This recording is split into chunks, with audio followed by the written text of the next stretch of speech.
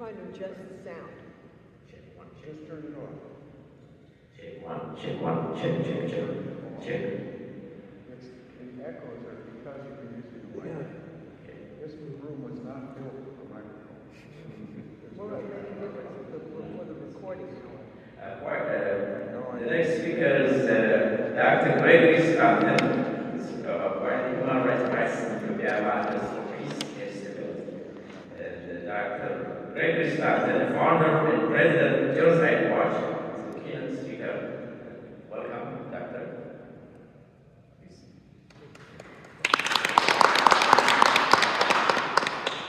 Since I'm 80 years, no, I'm not going to use it. Since I'm 80 years old, I'm going to deliver this sitting down.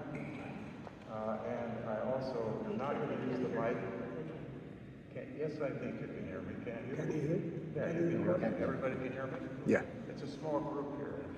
This building was built before modern microphones. And in fact, the building, this particular room, was built for just speaking. Okay. And in fact, I have a history with this room because I was a intern for Senator Birch Bayh in 1967. And I heard that Robert F. Kennedy, yes, the original Robert F. Kennedy, was going to announce for president. And he was going to announce in this room.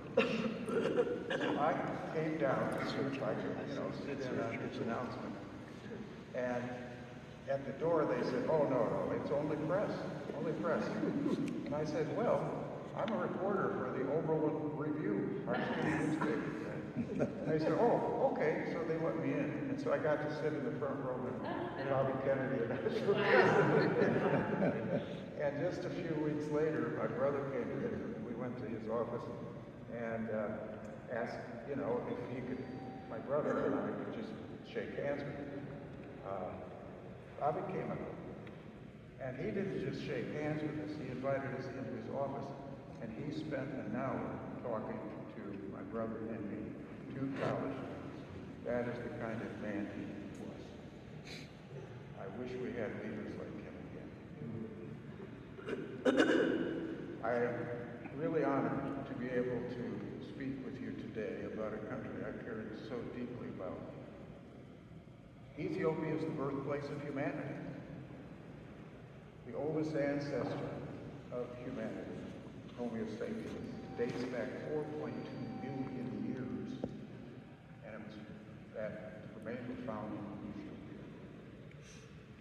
From 100 AD, the Kingdom of Aksum established a unified civilization for over 900 years, while Europeans were still wandering around in animal skins and clubs and killing animals. After Armenia, Ethiopia was the world's second Christian kingdom in 324 AD. And the Ethiopian Orthodox Christianity became the official state religion. The Solomonic dynasty, from which the kings and emperors came, was largely ruled by Amharas.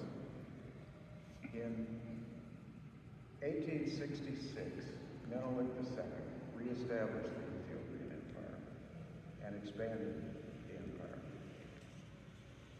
Unfortunately, Ethiopia has been divided between 80 ethnic groups for over 200 years. Ethiopia's history of ethnic conflict has prevented Ethiopia from having the peace and the security that it deserves. Every ethnic group has suffered from discrimination, persecution, and genocide. Italian colonialism worsened the divisions, especially between Eritrea and the rest of Ethiopia. Italy invaded Ethiopia in 1895, but Ethiopia defeated Italy in the Battle of Adwa in the 1st of March 1896, and Ethiopia was recognized as a sovereign independent nation by European powers, the first African independent nation. Ethiopia lost its sovereignty in 1936 when Mussolini's fascists invaded, But it was restored in 1944 after Italy was defeated in World War II. And October 24th, 1945, Ethiopia became a founding member of the United Nations, the first nation in Africa to be a member of the United Nations. Haile Selassie became Ras, the regent, in 1960 and emperor in 1930. Emulating Japan in 1931, Haile Selassie decreed Ethiopia's first constitution, a monarchist constitution. And in 1955, the constitution was revised to make Ethiopia a constitutional monarchy.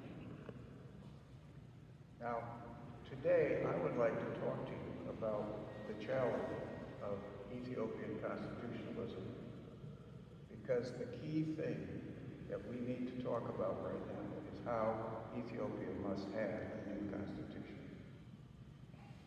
And I've helped write constitutions. I helped write the new Ukrainian post-Soviet constitution. I helped to write the new South African constitution after majority rule. So I know how important constitutions are, and I taught constitutional law. This constitution that Ethiopia now has today was imposed by the Tigrayan regime in 1995. So what we now have is a constitution that no longer fits Ethiopia. In fact, I think with good justification, one could say that the writers of the 1995 Constitution, largely the Tigrayans, wrote it so that they would have particular advantage if they decided to secede from Ethiopia. And as you know, they're right at the edge of Eritrea, so it is a real possibility.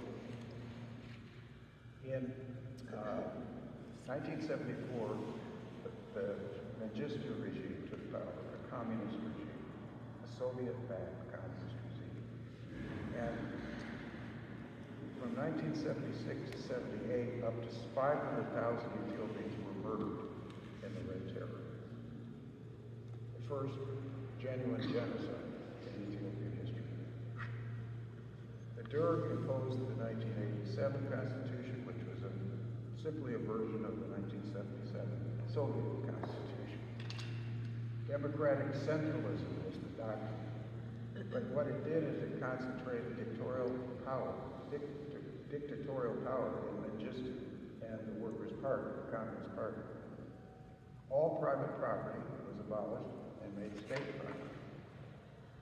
During the Derg era, arbitrary arrest, torture, and execution ran rampant. And in 1983 to 85, a famine affected over 8 million people and resulted in 1 million dead people. The Soviet Union finally fell in 1989 to 1991. I was part of that too, because I was the legal advisor to the Ukrainian independence movement. And they asked me, Professor Stan, what should we do? I said, you should adopt the tactics of the American Civil Rights Movement. Nonviolent resistance.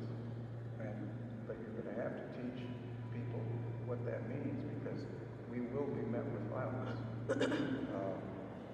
And so we literally trained Ukrainians to not respond to clubs with violence, but instead with nonviolence. And we also had this sort of what could I call it, a tactic that really worked. We started going down to the prison where they were holding a number of independence leaders, including Stephen Kamara. And the column marched down from the Maidan, the center of Kyiv. We had women, beautiful Ukrainian women, dressed to the nines with flowers on the outside.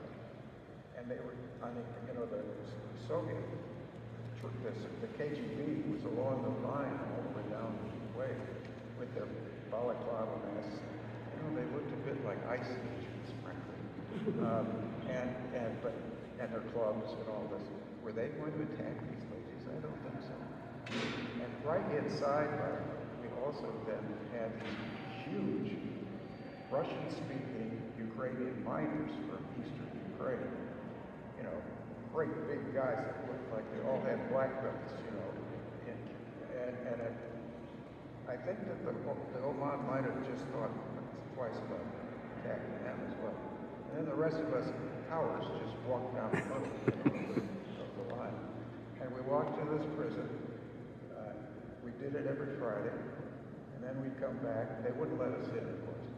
And then we'd come back and have a huge rally in Central Square of Kyiv. And I spoke at those rallies. Except, of course, I didn't speak Ukrainian. So I would write a speech. And the head of the Ukrainian independence movement was the best poet in Ukraine. He also spoke English. I'd hand the speech over to him and translate it into poetry. And of course, that meant that people just went wild.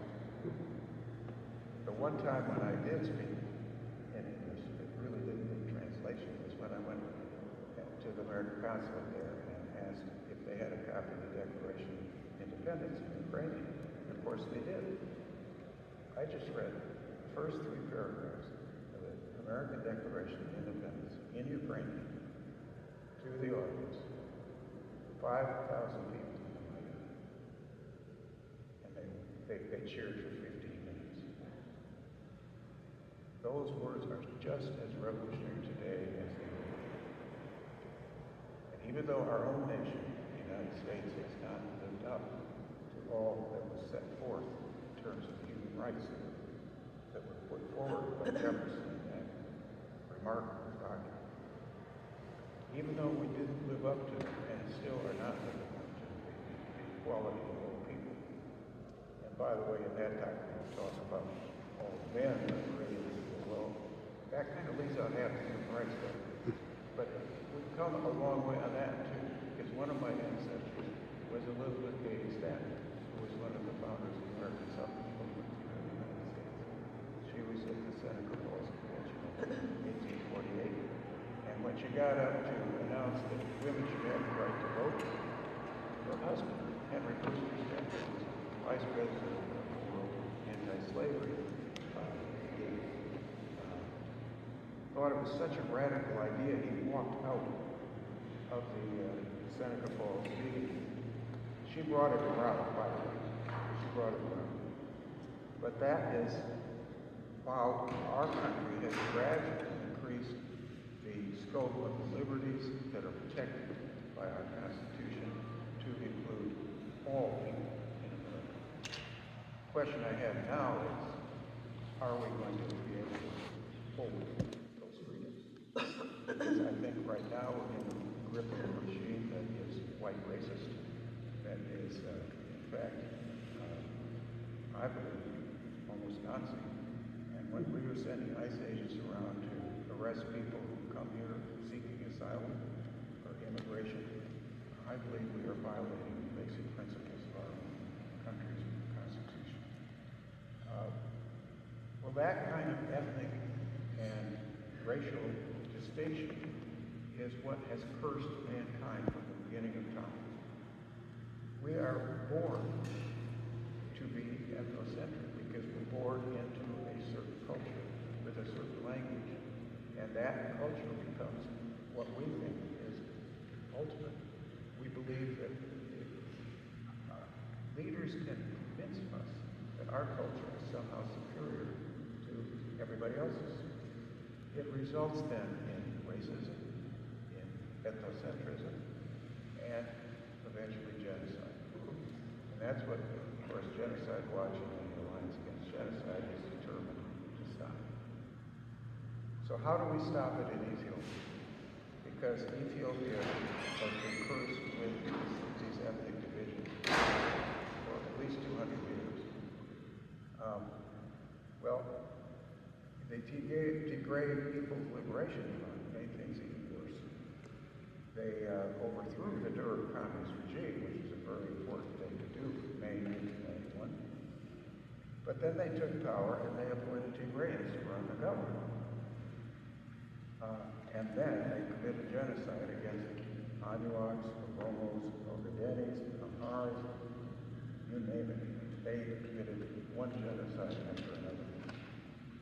know it was because in 2003, Obama Meto, who, by the way, is, he founded the movement for a new Ethiopia, called me up from Saskatchewan, where he had gone to live, and said, did you know, this is December 10th, 2003, did you know that Highlanders and the Ethiopian Defense Forces had just massacred 484 Anuak in Gambela City? I said, no, I didn't know that. He said, I've called the State Department, I've called the embassy, I've called Human Rights Watch. They said, we don't have anybody there. There's nothing we can do about it. Well, I did happen to know somebody. I had just left the State Department, and I knew the desk officer for Ethiopia. His name is Gonzalez. I called him up at night at his home, and I said, did you know this has happened? He said, no, I didn't know this. I said, and I had corroborated, by the way. I got phone numbers, and I called the governor, who was himself Anuak. I called others who could corroborate that this had happened.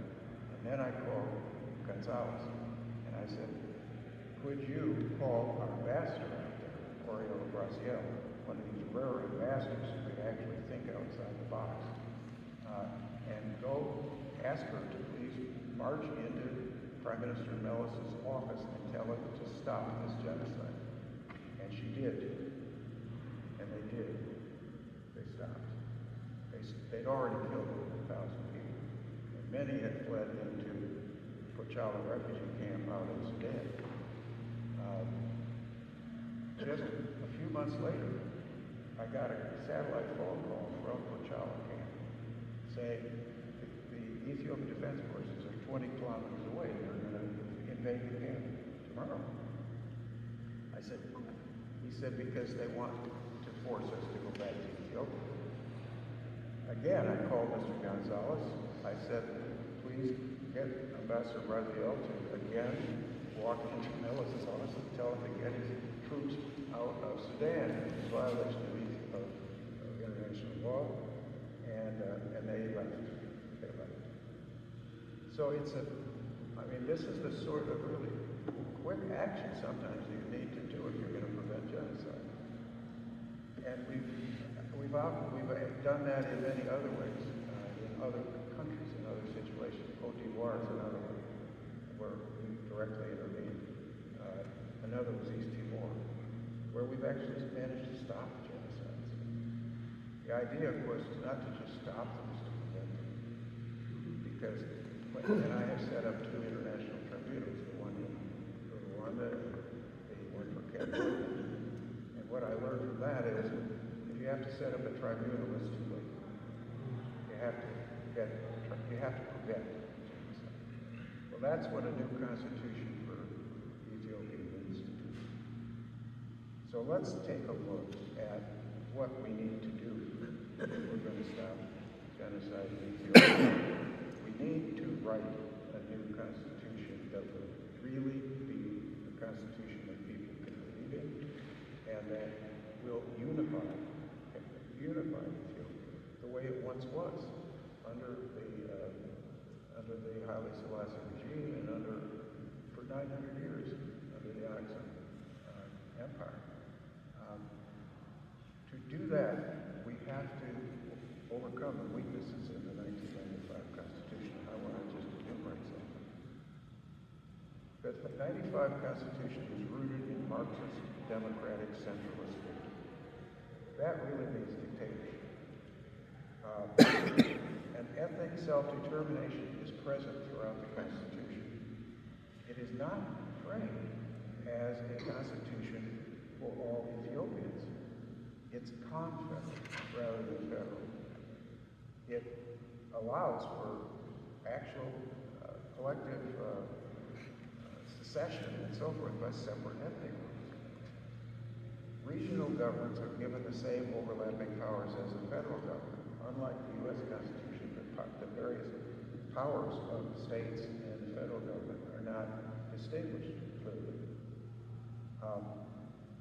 So what can we do to overcome that weakness? The Article 39 in the 1995 Constitution actually formalizes this ethnic separatism.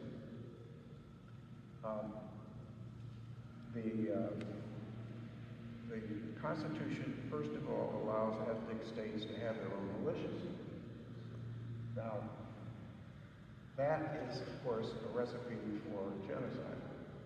Because if ethnic states can have their own militias, then they can conduct genocide against minorities within those states.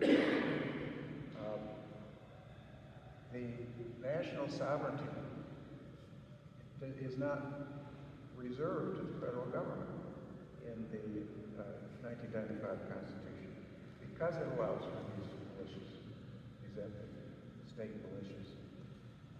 This is not normal national federalism.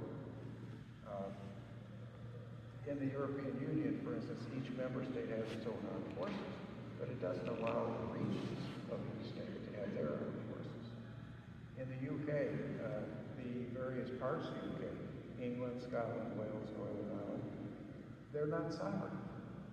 They do not have their own armies. Constitutions that permit constituent states to have their own armed forces are really confederations of independent states rather than parts of a single sovereign nation. That was the weakness in our own American Articles of Confederation, which permitted each state to have its own armed force and gave each state the right to regulate commerce, trade, tariffs, and all these other ways of obstructing true national government. Well, America's founding fathers, and I have to say before the women here, they were fathers, only fathers. But they realized that America needed a new, truly federal constitution. And so in 1787, they wrote a new constitution. And in 1788, they ratified it and threw out the old Articles of Confederation. Now, the U.S. Constitution grants the powers to the federal government that are specifically enumerated.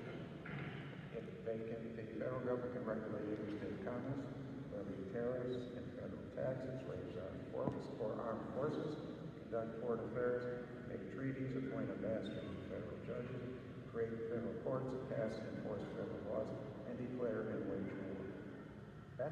Those are exclusive powers. Only the federal government completes them. The supremacy clause of the U.S. Constitution states, and I'm quoting, "This Constitution and the laws of the United States, which shall be made in pursuance thereof, and all treaties made, or which shall be made under the authority of the United States, shall be the supreme law of the land. And the judges in every state shall be bound thereby. Anything in the Constitution or laws of any state to the contrary notwithstanding." In other words, even if a state makes a law that is contrary to the federal law, that state law must fall. It is not to be enforced. Now, James Madison, who is the principal author of the U.S. Constitution, said that by ratifying the Constitution, states had transformed their sovereignty to the federal government. Article 10, in fact, of the U.S. Constitution reserves these non-enumerated powers in the Constitution to the states. But the supremacy clause means that when federal law conflicts with state law, federal law prevails. So what do we have here with the 1995 Ethiopian Constitution? Well, Article 39 grants the unconditional right to self-determination, including the right to secession. What? This is a feature almost never seen in national constitutions. Unlike constitutions of true federal nation states, such as the United States, India, Germany, where ultimate legal sovereignty rests with the sovereign nation state, this still leaves some sovereignty in every state. And the danger of state secession is best illustrated by our own Civil War here in the United States. Southern slave states asserted their right to secede from the Union, a power that was not granted to them by the U.S. Constitution. The U.S. government then had to muster a huge army, the Union Army, to preserve the Union. And the American Civil War was the result. The American Civil War cost 600,000 lives. More lives were lost in our American Civil War than in all the other wars that we've been in combined. The regional hatreds of that Civil War still divide America. And we're still trying to overcome the legacy of slavery. So it took, and in fact, it took 100 years after the Civil War to finally give African Americans the right to vote and prohibit discrimination based on race. Again, I have a very personal understanding of that because I was a civil rights worker in Mississippi in 1966, a voting rights worker. It was after the Voting Rights Act of 1965 had been passed, and it allowed for federal registrars to register people to vote in the southern states that were discriminating against African American people and other minorities, not letting them vote. So it sent federal registrars down to these states to register voters. I was part of a civil rights group that went to pick up African American voters and take them down to the register.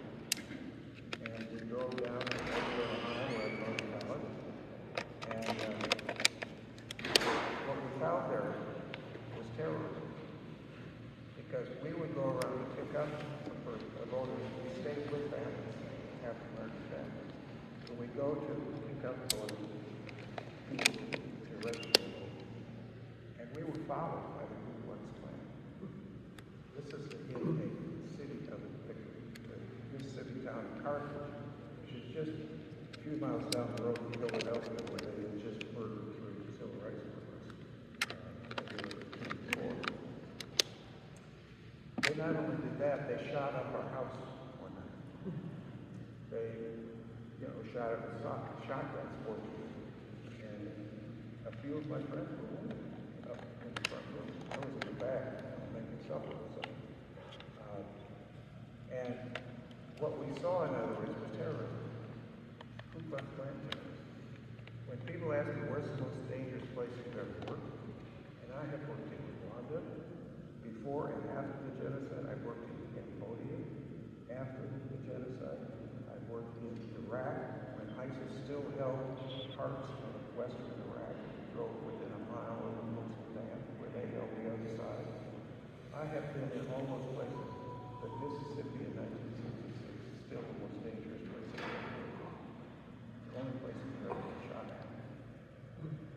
Now, the Ethiopian government realizes that it needs a new constitution. And so it's appointed a commission to write a new constitution. The question is, how is that commission doing so far? Well, unfortunately, it is not moving very fast. And it appears that little discussion has been really put on some of the lessons from federalism in other countries, including the lesson here, where we realized a confederation wasn't enough. And so the question then is, what recommendations would I make, and genocide make, for the Ethiopian constitution? The reality is that Ethiopian constitutional politics should not be ethnically based. Power must flow from the center in a federal government, and the states, the ethnic states as they're now constituted, must be beneath that power. The greatest failure, though, is not simply that these ethnic states exist. It is that the perception among, especially a lot of other ethnic groups, is that this 1995 Constitution was written by Tigrays for their own benefit, and therefore it is hostility and distrust. And for a Constitution to have an effect, it has to be a Constitution that is respected by the people. Democracy is based on consent. Without consent, democracy cannot survive. People must not just be told by the police that they must obey the law and the Constitution. They must accept their own responsibility to obey the law and the Constitution. And that is the kind of Constitution that Ethiopia needs today. It must be seen as representing all ethnic groups that have woven this rich, many-colored cultural tapestry of Ethiopia. It's not enough that these ethnic groups are consulted. They must be seen and widely accepted that they have all had their say. Only this will produce an Ethiopia in which no ethnic group considers that the nation's political structure is designed to benefit only them and not others. The question is, can Ethiopia function as a true federation? Some say the cultural differences between the nationalities are just too great, that each of these ethnic groups has different traditions, different cultures, different identities, and different allegiances. Some say that Ethiopia is really not going to ever be a nation. But we know that that's not true because it has been a nation. It was a nation for over 900 years and then even beyond that. So we know that's false. But unfortunately, under the 1995 Constitution, Ethiopia has been plagued by wars and genocides. And now it has again, that ugly head of genocide and ethnic violence has again come to Ethiopia. So this must be a constitution that will prevent civil war and genocide. So what's required? First, the Constitution must not be adopted by a government that is mistrusted by any major ethnic groups in Ethiopia. It must not be drafted or be seen to be advantageous for any single ethnic group. If a constitution is adopted by a government that's perceived as partial to only one ethnic group, it won't be trusted. It won't be consented to. It won't be considered legitimate. Second, the new constitution must not take Ethiopian unity for granted. The federal government must be strong enough to keep it from falling apart. It must not create pathways for separatism or ethnic divisions. It must create a federal government strong enough to overcome the centrifugal forces that are created by domination by ethnically dominated states. Now, Madison knew that for the U.S. and in a country like Ethiopia, with a history of ethnic and racial disparity, a strong, unified federal government is necessary. But it must also have a Bill of Rights to protect minorities, to protect individuals against all powerful, even powerful federal governments that might try to take away those rights. It must have an independent judiciary that can strike down laws that are unconstitutional. Right now, the 1995 Constitution does not give judicial review to the judiciary. It only allows laws to be struck down by one of the chambers of the parliament, the upper chamber of the parliament. In other words, politics come directly into those decisions. We need an independent judiciary in Ethiopia. Third, the Constitution must clearly define the powers of federal government and the residual powers of state governments. It must distinguish between citizenship in the Ethiopian nation and in Ethiopia's states. Deciding the distribution of powers will be difficult, but if Ethiopia is to avoid civil wars, Ethiopians must agree on the roles of the federal and state governments, then strictly write them into the new Constitution and respect and abide by those differentiations of powers. So the Constitution of 1995 will continue to produce civil wars and ethnic genocides. Those who want a strong Ethiopian federal nation in which Ethiopians are citizens of Ethiopia first and members of their ethnic group second, the 1995 Constitution must be scrapped and rewritten. Ethiopia must decide whether it will be a nation with a central autocracy or a true federation. So, if one ethnic group tries to again impose its interests on the country as a whole, the next constitution will also fail. What we need is a non-ethnic constitution in Ethiopia. We need a united Ethiopia. We need a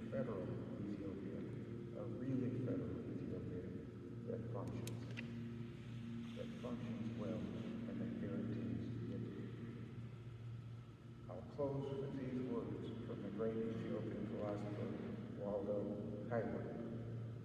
Do not believe the doctrine of fools who say that our fellow man means only our relatives or our friends. Do not say what they do, for all men and women are fellow men and women, whether Christian, Muslim, Jewish, or pagan. All are equal to us and our brothers and sisters, because we are all the sons and daughters of one Father